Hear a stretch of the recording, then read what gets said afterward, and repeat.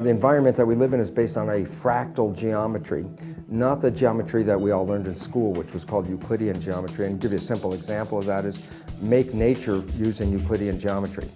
When we were 5, we made a tree that was a column with a ball on the top. And that is about as close to Euclidean geometry in nature as you could get. The reality is nature is not programmable. You can't make nature filling in a Euclidean geometry equation. However, fractal geometry, a newer understanding of geometry, it represents that nature is built on self-similar patterns built on top of each other. So it's like the concept they talk about of Russian nesting dolls, where you open up one doll and there's another doll inside, and then you open that one up and there's another doll, and they're not exactly the same, but they're self-similar, and they all are one on top of the other. Nature is built on this understanding. The relevance is this is why if you understand how a cell works, you understand how a human works, because a human is a cell reincarnate, in a sense that all the functions in a human body are already present in every living cell. So we were programmed after the cells.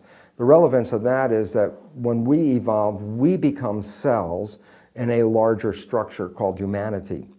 And as cells evolve, as animals evolve, so will humanity evolve. It's a pattern, and it's a self-similar pattern, very different than the nature of Darwinian theory, which is based on random mutations, that everything is an accident, that it's not.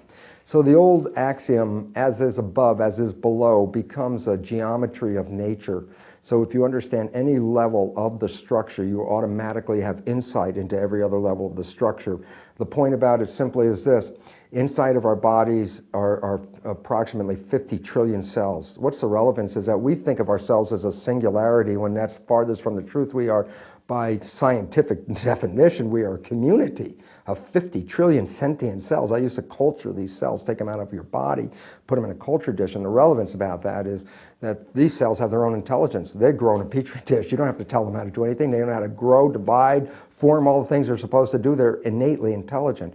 The relevance about that is, think about this issue, that we're having trouble right now with about 6.5 billion people trying to get them to live on the entire surface of the planet, that within your body right now are 50 trillion sentient individual living cells in a matrix that represents a nation.